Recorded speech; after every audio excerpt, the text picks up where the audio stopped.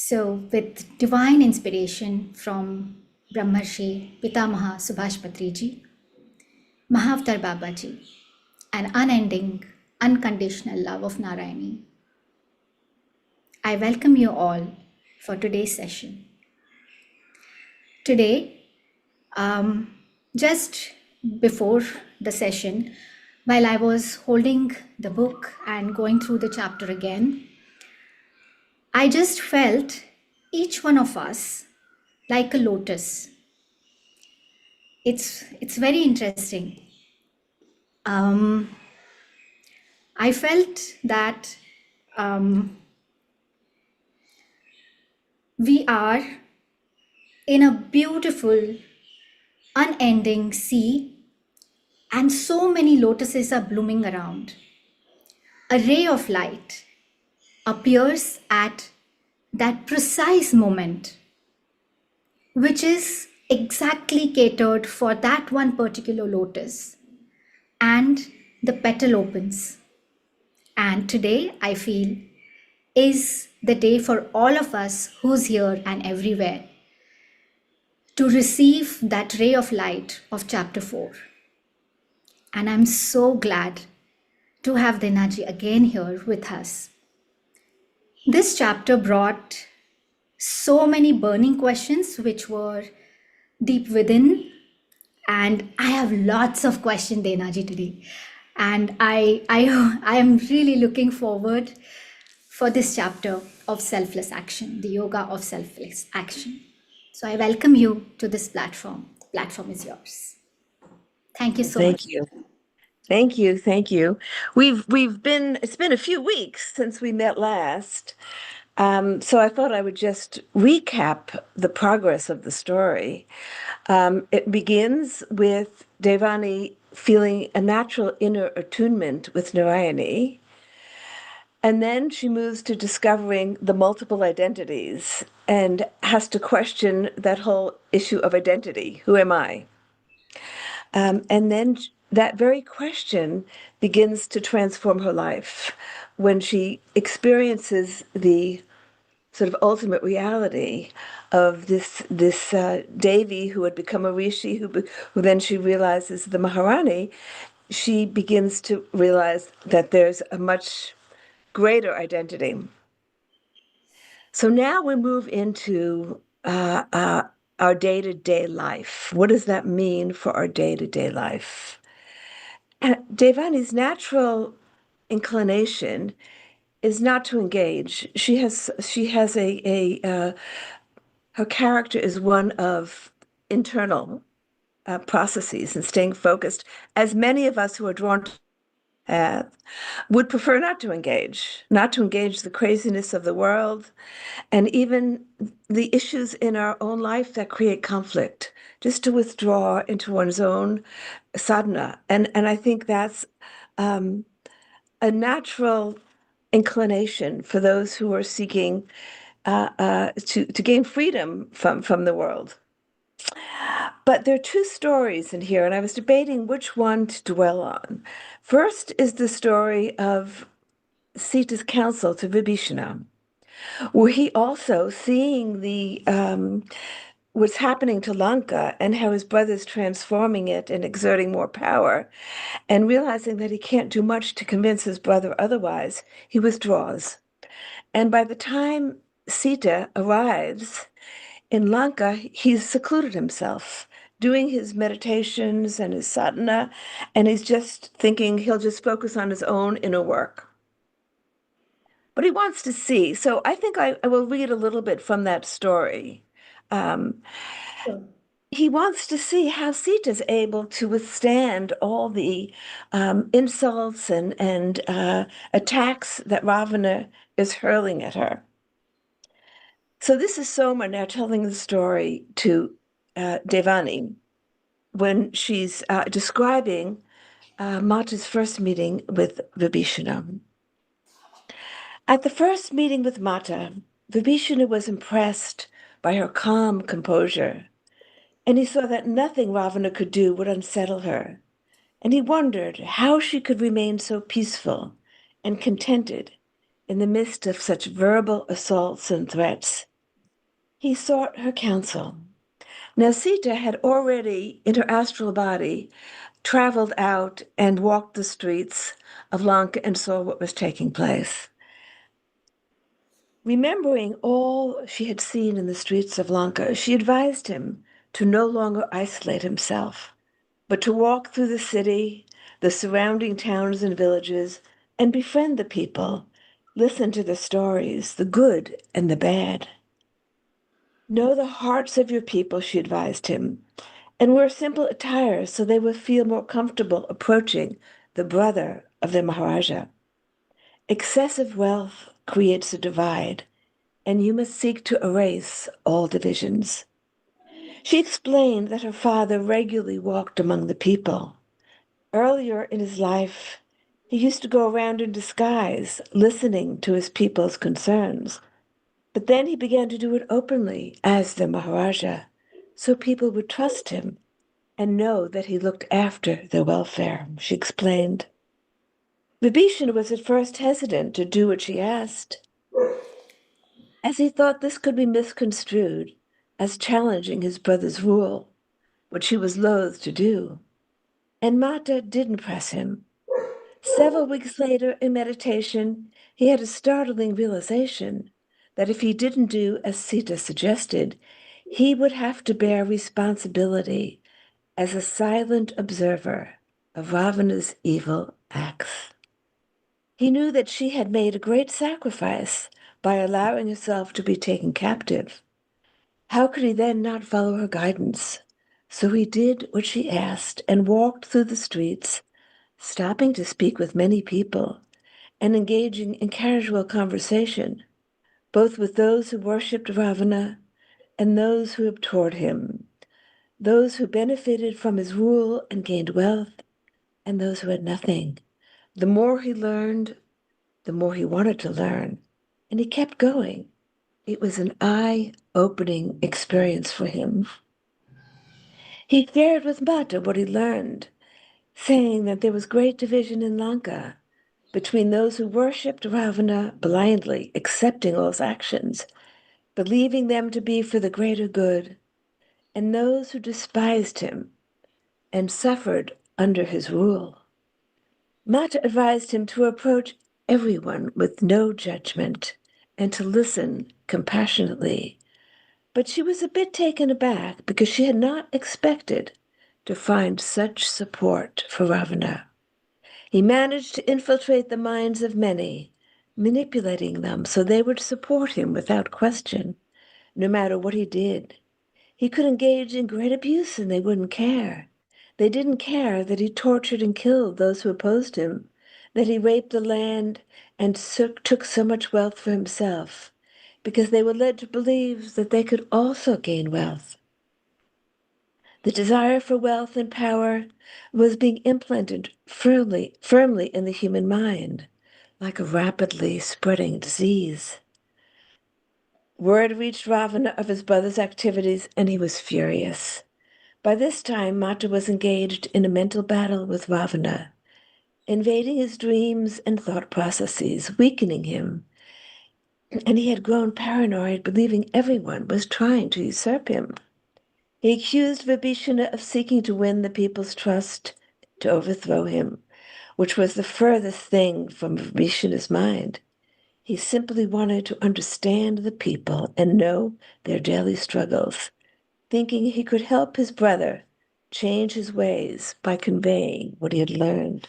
But Ravana was not interested in anything Vibhishana had to say. His internal rage was spreading like a poison, and had grown to such an extent that he could not tolerate even the suggestion of criticism. His misplaced anger was now directed at his noble brother. The situation became unbearable, and Vibhishana knew that for his sake and his brother's he would have to leave. Now Mata recommends that he leave and take refuge with Ram, and she sees that he will, at a certain point when Ravana is overthrown, come back and rule. But she says she Seeing and hearing all that Vibhishana has to say, and this is a crucial part, Mata came to understand that certain changes were now irreversible. The desire to acquire was being embedded in people's minds, and sadly for many, it was becoming the purpose and goal of life.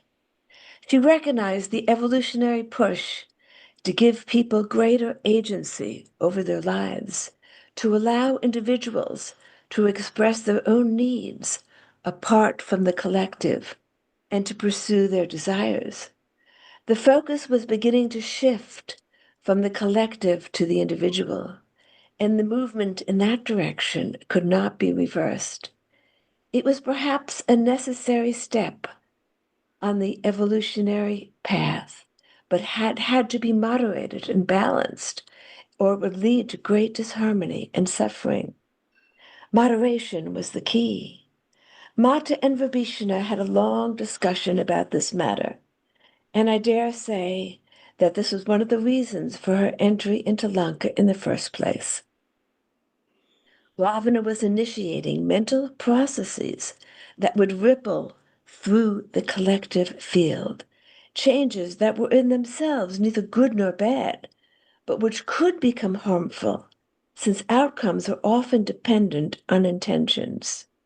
Ravana was known for his rapacious greed and oppressive behavior, but he was a brilliant mastermind as well, who knew how to beguile and manipulate people to comply with his will, to enwrap people in his illusions. Some of what he initiated did not go away with his demise. We are still contending with these new ideas, as is evident in your village and in many other places. This is Soma still speaking to Devani. Yes. So every time, for every chapter, after the chapter, I began to think how this applies to today. Because what happened at that time during the beginning of a transition from Treta Yoga into a lower consciousness of Dwapara Yuga, it was still Treta Yuga, but the elements for this decline were beginning to manifest.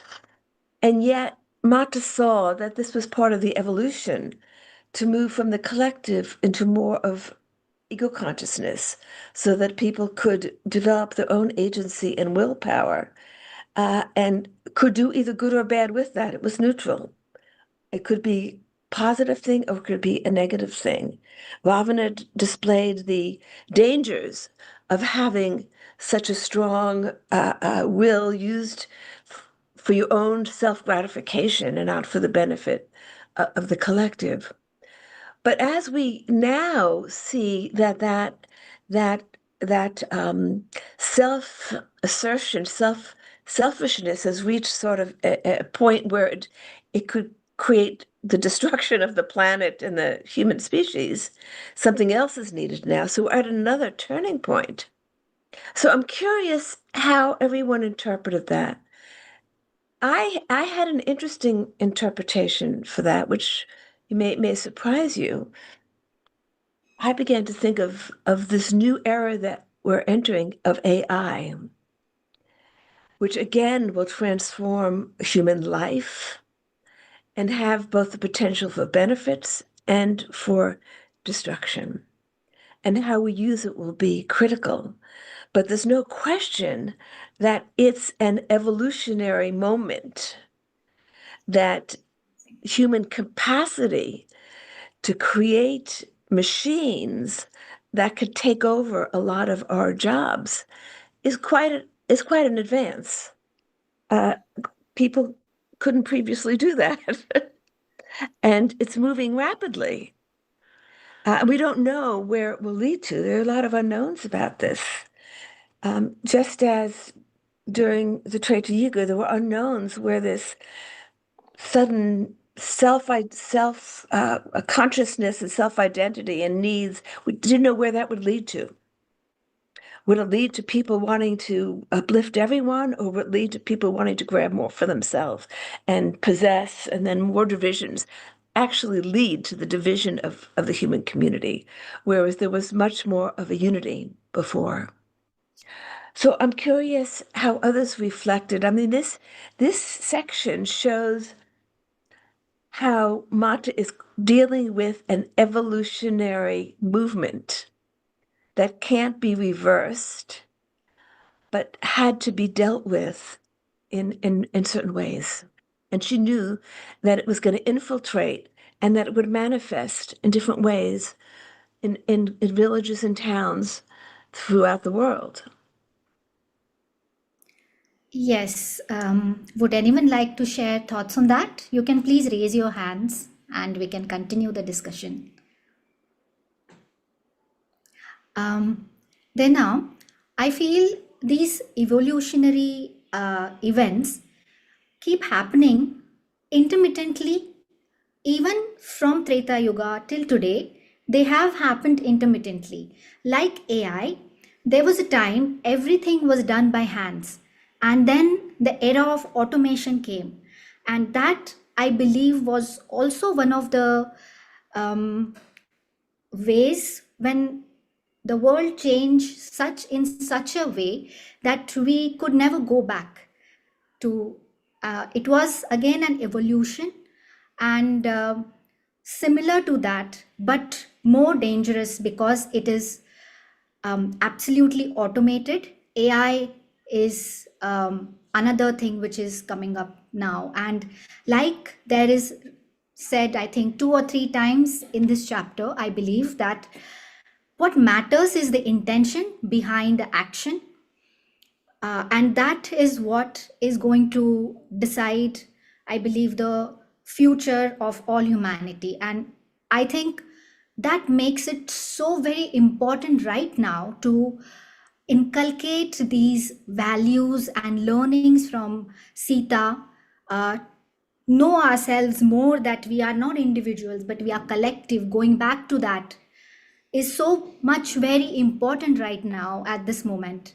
And more people realize that it becomes easier and easier, I believe, to go the for the whole world to go into that oneness consciousness more easily. Does that make sense? I think that that is the movement of the collective. It says, there says in here, there's a sentence in here that, let's just try to find it, yeah, that you have to possess in order to realize the futility of possession. So in a way, humanity had to move through this phase of gaining great wealth for the self in order to realize that it doesn't bring happiness. And so we see, you know, people accumulating wealth, not just now, but in earlier times also, at the expense of others. And it's almost like you have to pass through that phase.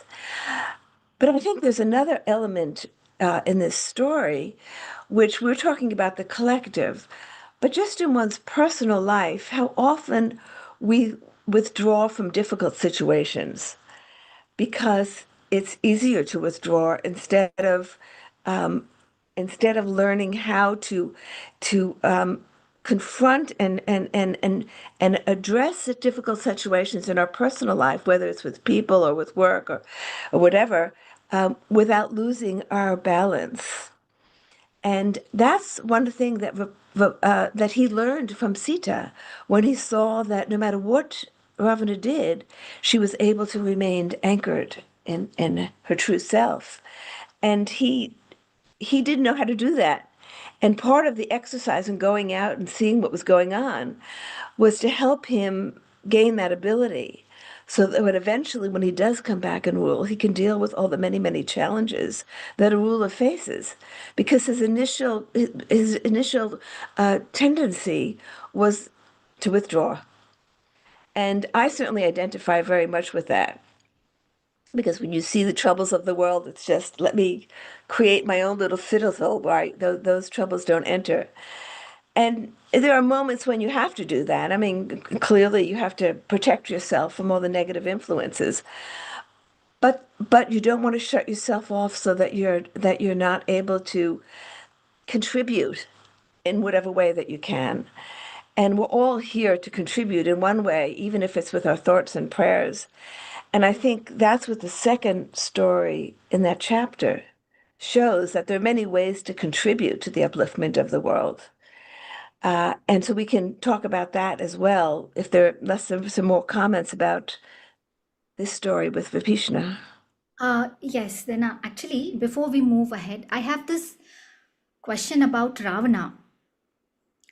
Um, yeah, So just go ahead. asking a question. Yes, yeah. So before Ravana came into existence, these so-called negative tendencies of anger, rage, um, egocentric qualities were there, not there. And as Ravana came into picture existence, these qualities also came up, and he put those qualities in the overall consciousness. So I was just wondering, how is it that he developed those qualities, or he received those qualities, or it was just a part of the big picture and the big story? It was planned that way. That's my first question. And the second question is, if new qualities can be found or can be created, are there more qualities which are towards light, which are filled with light, we as human beings still are to discover? I'm trying to find the yeah. So Somas asks, she says to Devani, I learned something when Mata first told me the story. I asked her if Ravana was truly evil, saying that perhaps he was simply responding to an evolutionary impulse. She replied by asking, what is evil in the grand scheme of things? There Yeah. was a purpose to Ravana, Yes. just as there was a purpose to his defeat. The worlds came into being through the appearance of division, duality. And as long as there's duality, there will be darkness and light. But the darkness is there to strengthen the light. Nothing is inherently evil, although it appears to be so. Everything serves a function, and sometimes that function is to break down an existing order so that a new one can arise. The worlds are in constant motion, creating, changing, evolving. We must view everything in that context. But this doesn't mean we should not resist and fight the shadows that seek to overcome the light. Such battles are part of the evolutionary process. And the question of Ravana, he was a powerful soul. Remember, he had ascended to the highest realms, but he had gotten into the realms through grace. He had not earned it through his own dissolution of his ego. His ego had not been dissolved. There was still a little element of ego, even though he had ascended so high through his sheer force of his will and his devotion. He had a lot of devotion. Yes. But because he was not yet at that purest level where there was no separate sense of separateness, he he had to return to the physical realm. But he returned in a very powerful way. But there was an evolutionary purpose.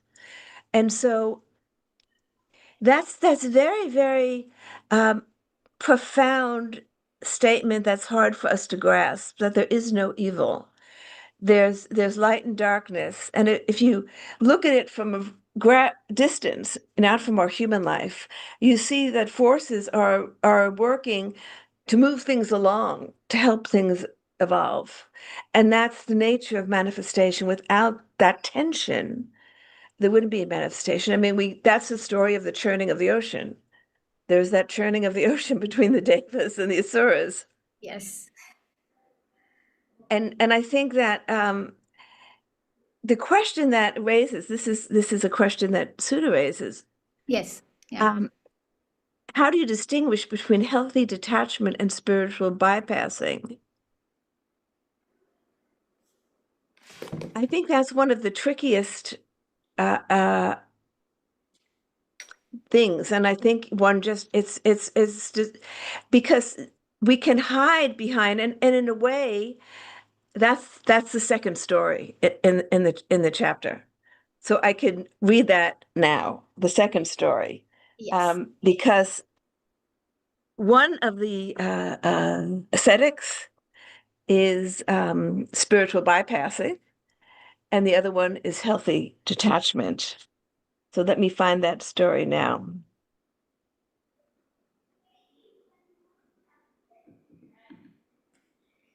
After Mata was taken to Lanka, Ram began to seek assistance for the battle to come. Ram could have defeated Ravana single-handedly, but greater benefit would come from a collective effort. Now that's also a whole, there's a whole lot to be said just about that.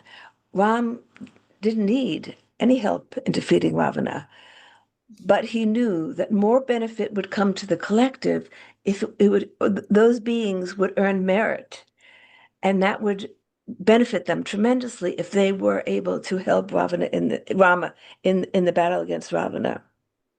He heard about the Vanara tribe, powerful warriors who lived deep in the forest, and he began to ask where he could find them, but nobody knew. After several weeks of searching, he was directed to the hut of a hermit, who was said to be a cranky man, but who knew much about the forest tribes. Ram found this man hidden away in a forest hut, and asked for his assistance. But the hermit, who was engaged in advanced meditation practices, did not recognize Ram and sent him away, saying he had enough trouble dealing with the demons in his own mind to care about the demons threatening the world. Ram smiled and replied that it is the inner demons who create the outer ones. Then he left. Lakshman, who is not as composed as Ram and is quick to anger, was there as well, and he thought they should have chastised this man. But Ram replied that he will learn in time. This hermit thought he was pursuing the superior path by withdrawing from the world, but in fact, his own inner disharmony was adding to the disharmony of the world. Our mental state contributes to the collective mental state. And so if we are not at peace, we are contributing to that lack of peace at the collective level. Everyone born is contributing in one way or another to the conditions of the world, whether we are aware of it or not, because we are all part of the collective mind. Our anger and hatred become part of the collective in the same way that every bit of love and kindness increases the light. Ram continued on his way and soon came to another hermit. Seeing that this man was absorbed in bliss and had fully eradicated all disturbances from his mind, Ram did not call him out of his meditation, but rather sat with him for hours in silence and then quietly left. Lakshman was baffled and wondered why Ram didn't ask the hermit to direct them to the Vanara tribe. He gave me what was needed, replied Ram. He showed me exactly where to go, and in fact this man will assist us in the battle that lies ahead. He has conquered his own inner demons and can now conquer the outer ones. This hermit, of course, never came to the battlefield, but Mata says that Ram was aware of his invisible presence.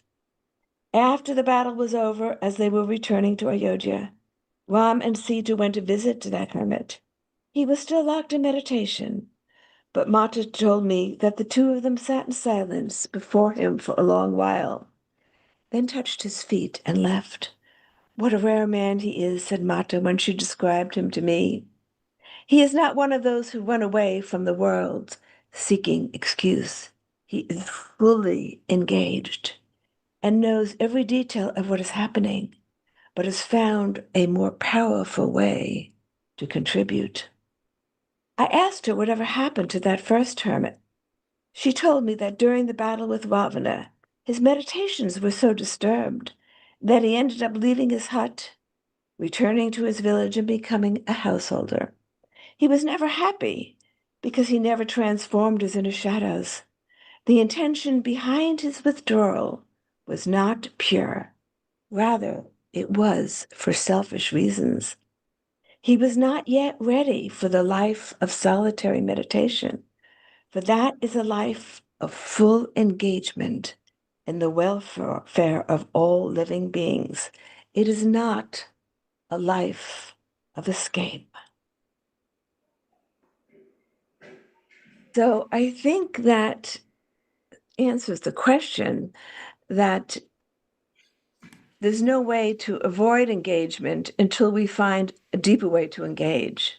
And when I think of that deeper way to engage, who comes to mind but Mahavatar Babaji? Mahavatar Babaji is not seen. You would say he's not active on the world stage. He's not out there giving lectures. He's not out there making proclamations. And yet, everywhere I go in India, among the spiritual communities, they all feel the guidance of Babaji. I would say Babaji is extremely active in the world right now, working to increase the light. And so he is my model. But until we can become like Babaji, we have to remain here and tune ourselves to receive his guide. We're like his feet and his arms to do the work. You know, millions of us he is guiding to do the work, to do his work. So instead of just one person being out there giving lectures, he's working through millions of us. And so I think if we do introspection, uh, we know when there's a time to pull back and when there's a time to engage. And engagement can take many, many forms. Sometimes it just means listening and not judging, and sending our positive energy to areas that are troubled or to people who are troubled. There are many, many ways that one can engage. I want to just look at the second question Yes. of Sutta. Sita's journey is internal, not external. What daily rituals or discipline do you personally rely on? You turn to that inner space.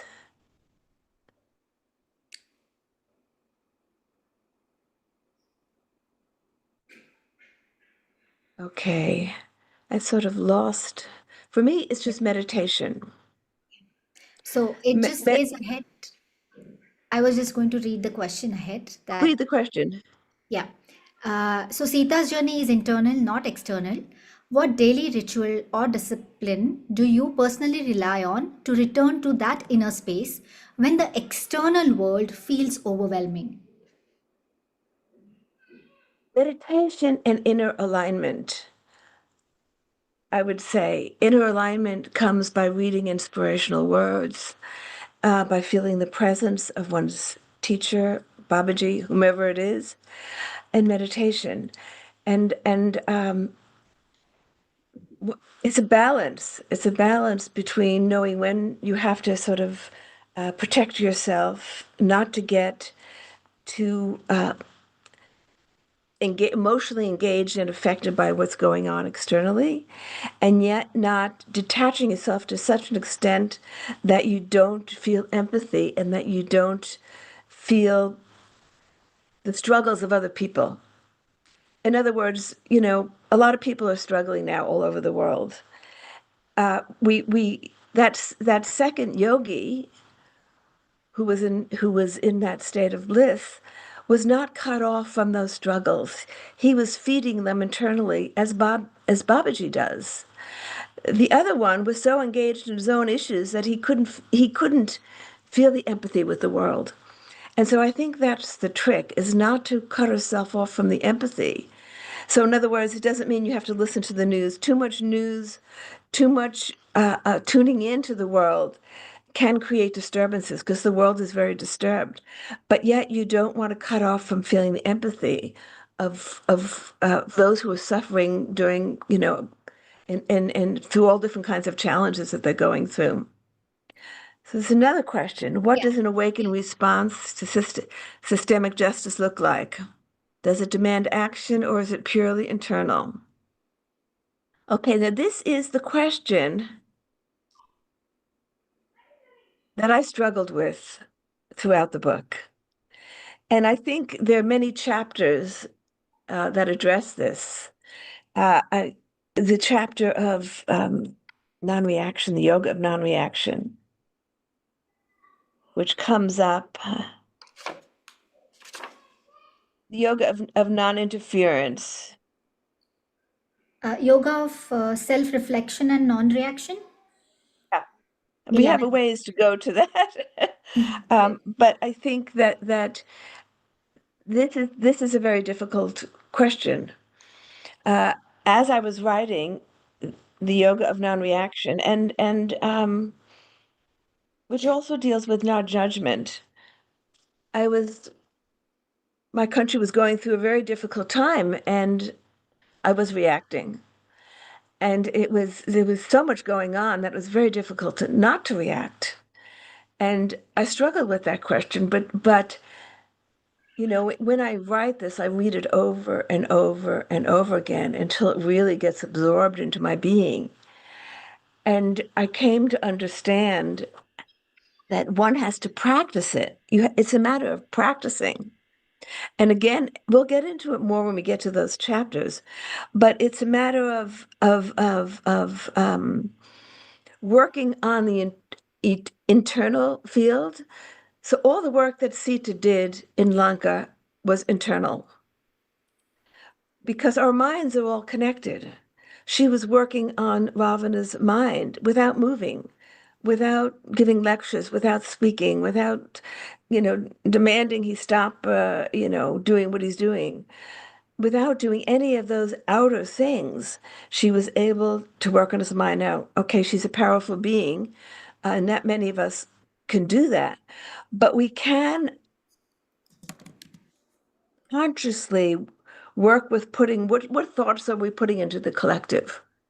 Are we putting anger into the collective? And then the whole question of righteous anger comes up. Yeah. And I think we'll deal with that a little bit later on in the book. And that's very complex. Uh, um, there certainly were times, and then in the book it talks about Kali, when she sees all the injustice, she goes into a rage, right?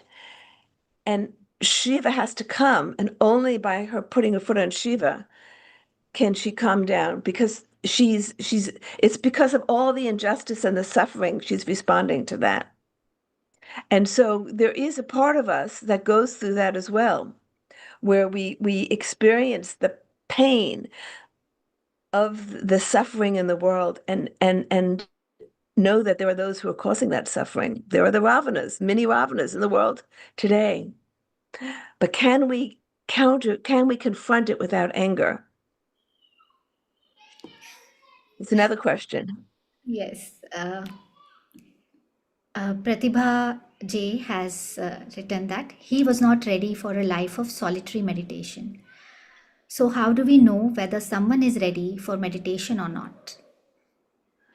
I would say everyone is ready for meditation, but whether it's your calling to withdraw from the world and go into an ashram, or even in ashram, people are working. They're not just sitting alone in a cave.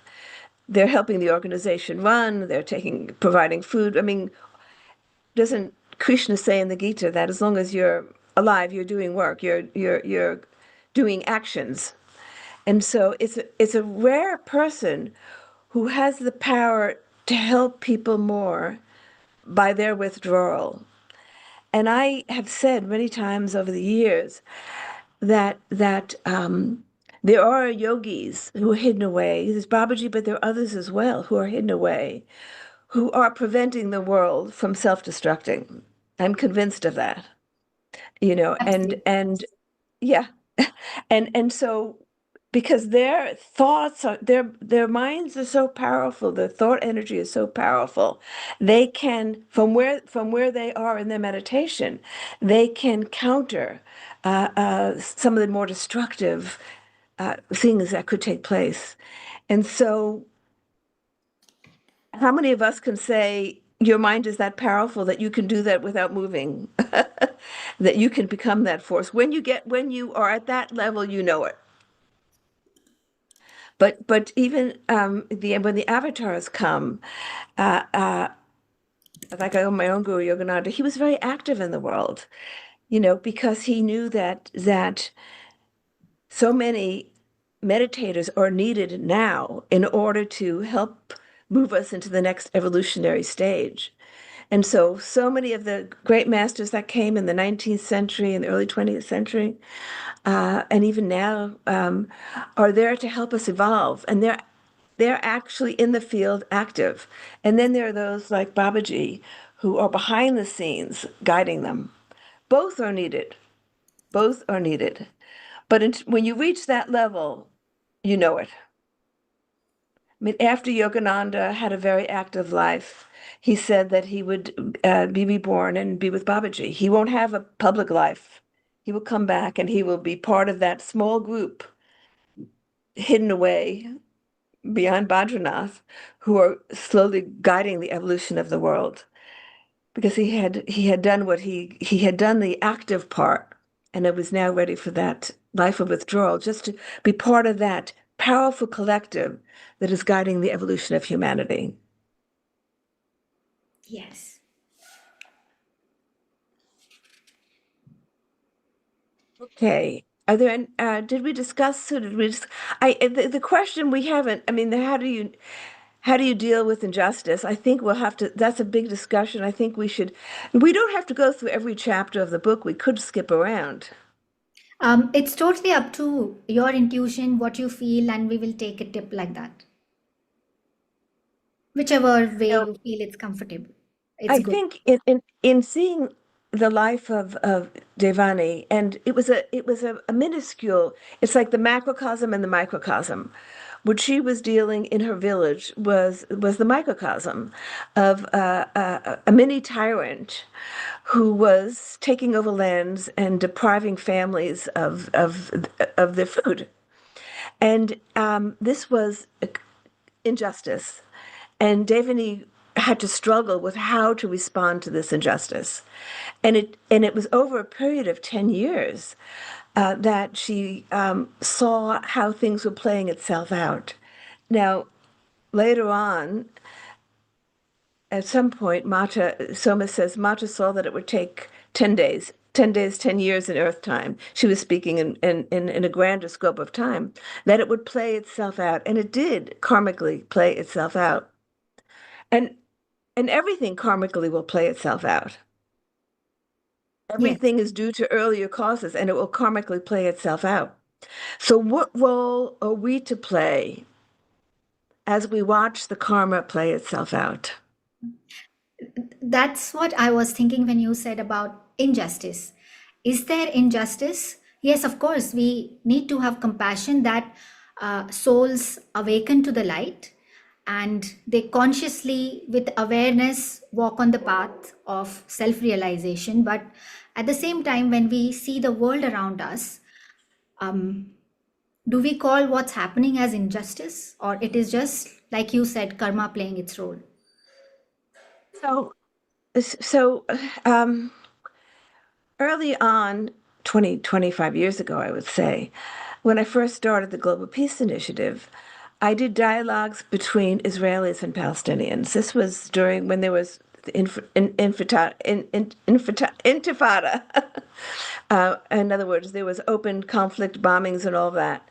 And I sat, I sat with the two groups, oh, maybe a dozen times, and I realized that this is a very deeply entangled karma.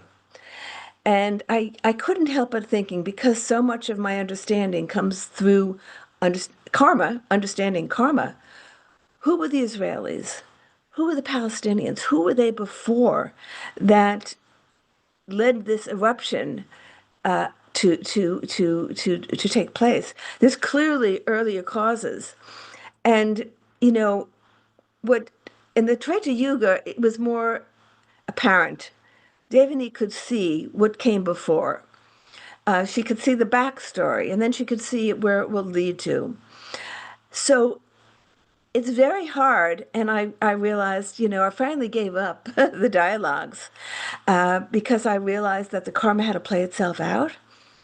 And then that despite, I mean, I went back and forth. I went into Palestine, I went into Israel, back and forth, and on both sides there was such anger, and both sides there was such fear and anger that clearly had an earlier cause. So it's the collective and it's the individuals who take birth in that collective, right? Yes. And the roots of so much of the conflict that we see today in the world have its beginnings in another era. What came out of the Holocaust led to this. I mean, you look at, Tibet and China, but that came out of an earlier cause. India and Pakistan, that came out of the way things unfolded at that time. So much of what took place coming out of World War II led to the current tensions in the world today. How you resolve those karmas is such a complex matter. You can know how to resolve at a personal level a particular karma that you have with someone, but I have struggled for decades now thinking through how do you resolve the collective karmas. I mean, my own country right now is in a very bizarre state, reaping the results of old misdeed, many misdeeds that go back to the beginning of the country's formation. And so it's something that I'm reflecting. I'm writing a new book that that reflects on this, and it's I'll, I'll see where I end up with that. But to understand the world situation today, you have to know the backstory. And that backstory is not easy to come by. A Absolutely. master would know it. And that's why they sort of allow the karma. I mean, they understand that the karma has to play itself out, Yes, absolutely. that whatever suffering people have to go through, hopefully it's for some awakening. Yeah. And some learning will come from that. And as it said, when I was writing the book about Tibet, To Dance with Dakinis, the oppressor becomes the oppressed, and the oppressed becomes the oppressor, and so it goes round and round until you finally wake up. It's like Sita says, you have to have and possess until you realize the futility of that. And so people who've been oppressed then want to oppress. People who have oppressed have experienced what it's like on the other side. Absolutely. It's so beautiful that, we have to experience to understand the futility of it. It's a beautiful sentence. And I feel I know that masters are there every time, every moment to help you astrally, or even if you just pray them or ask them. But we need to take that step of asking for help, and because they know that this is the karma playing, they know the bigger picture. They don't interfere, they don't judge. At the same time, they don't interfere. I believe that they send us love all the time.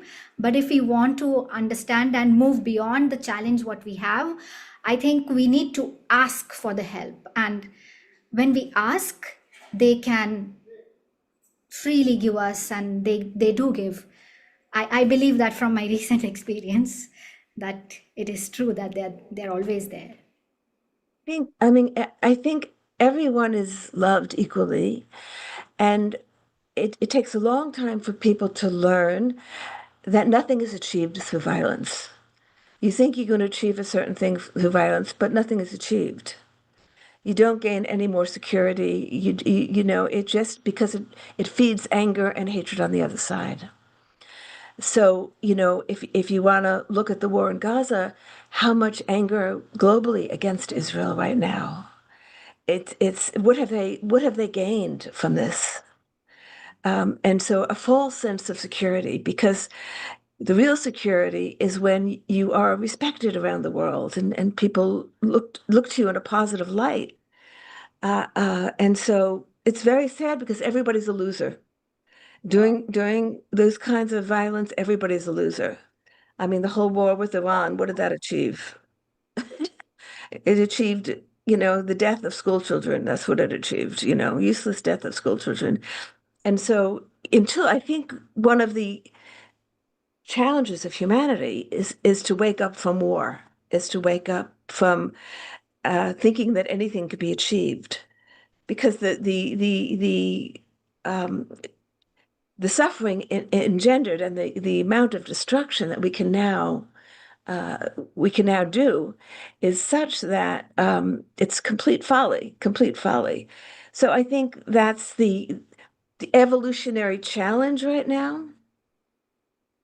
And how to solve that is by thinking more as a collective, thinking more, moving out of our selfishness and our, and so I mean, there's a lot to be said about that, but clearly the masters are guiding us to think more of this as a collective. And I think among many more people, it is happening. So we do see a lot of positive movement, but the positive movement often is, it's not talked about so much. It's not in the news. So you have to look to find it, and you have to tune into those energies that are really moving it. Very Have we true. answered all the questions? Yes, and to be mindful of the time, it's almost 10:20 there at your place. I So, think it would be good to end with 10 minutes of meditation, sure. uh, and to know that finding the balance is something we all have to work for. The balance between outer engagement and cultivating our inner life. I think every one of us need to work to find that balance.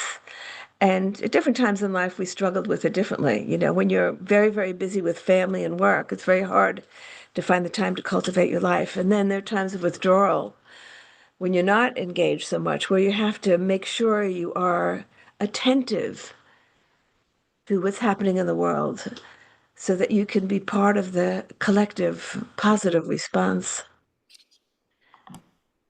So let's meditate on that and invoke. We'll meditate until 10:30. Yes, sure. Okay.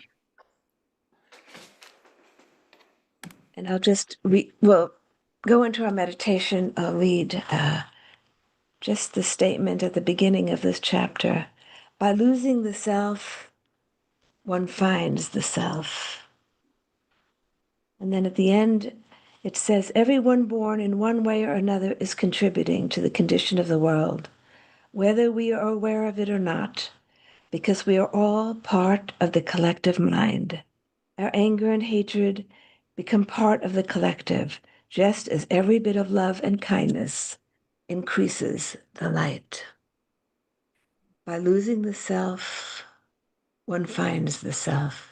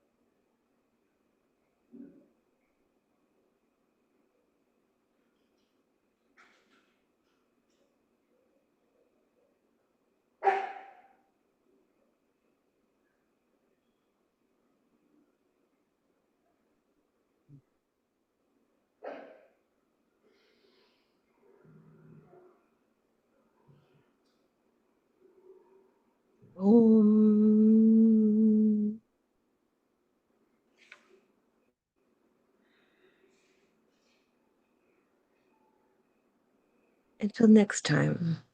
Till next time.